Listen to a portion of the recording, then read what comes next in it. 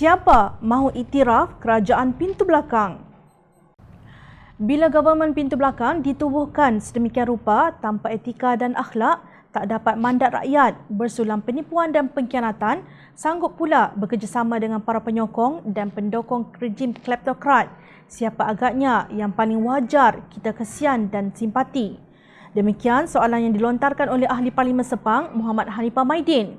Jika tanya penyokong yang taat setia tak tentu pasal dan amat rendah kemampuan berfikir dan juga para cyber troopers, mereka yang secara umumnya hidup tak karuan dan menentu, mereka mungkin akan kata kesian pada mantan menteri, timbalan menteri, pegawai lantikan kontrak sebab hilang jawatan dan pangkat. Tak apalah, itu pendapat mereka, kata Hanifah.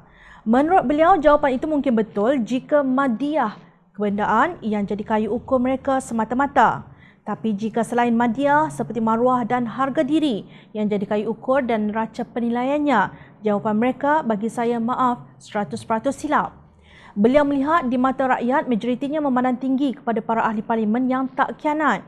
Bagi saya yang paling saya simpati dan kesian ialah golongan agamawan yang sanggup gadai prinsip dan maruah kerana harta dan pangkat sedunia yang tak seberapa sangat ini. Saya paling kesian pada mereka. Ya, mereka mungkin boleh bagi 1001 alasan dengan pelbagai hujah dan alasan untuk lepas diri sementara waktu. Tapi sampai bila? Macam mana pula mereka jika mereka bagi kuliah agama atau tazkirah? Seperti Hanifah, Jom Channel juga tak pasti apakah mesej yang cuba setengah agamawan apabila mereka boleh bersama dengan kerajaan pintu belakang, sedangkan mereka tidak mendapat mandat rakyat dan dianggap pengkhianat rakyat selain menyokong dan mendukung rejim kleptokrat. Ia memberi gambaran buruk bahawa Islam itu agama yang benarkan pengkhianatan.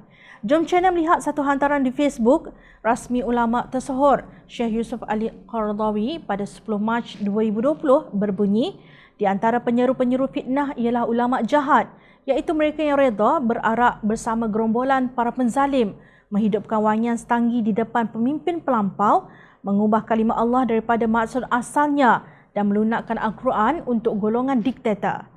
Kenyataan beliau tidak menyebut mengenai apa yang berlaku di Malaysia, tetapi dipercayai ia cenderung ke arah mengecam sebarang perbuatan yang menggunakan agama untuk menghalalkan perbuatan yang jahat.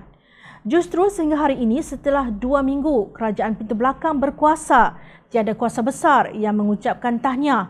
Malah Presiden Amerika Syarikat Donald Trump yang didakwa sebagai kawan baik bekas Perdana Menteri Datuk Seri Najib Razak tidak kedengaran mengutus tahniah secara rasmi.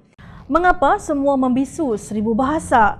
Media asing pula menyebut pelantikan Tan Sri Muhyiddin Yassin dikaitkan dengan UMNO yang terpalit dengan rasuah. Reuters melaporkan Muhyiddin Yassin, seorang ahli politik nasionalis Melayu yang disokong oleh bekas parti pemerintah yang terpalit rasuah, telah diangkat sebagai Perdana Menteri pada hari Ahad. Wartawan BBC News Jonathan Head pula menulis, tahap ketidakpastian politik ini tidak pernah berlaku di Malaysia, di mana satu parti UMNO memerintah selama lebih dari 60 tahun sehingga kekalahannya dalam pilihan raya umum 2 tahun lalu atas gelombang kemarahan orang ramai terhadap rasuah dan penyalahgunaan kuasa. The Jakarta Post pula menyebut bukan sahaja kemenangan itu menghapuskan kerajaan yang dipilih secara demokratik, tetapi juga menandakan kembalinya kuasa kepada UMNO, parti yang penuh dengan skandal yang melanda bekas pemimpin Najib Razak. Dengan publiciti yang buruk itu, kuasa besar mana yang mahu tampil memberi tahniah?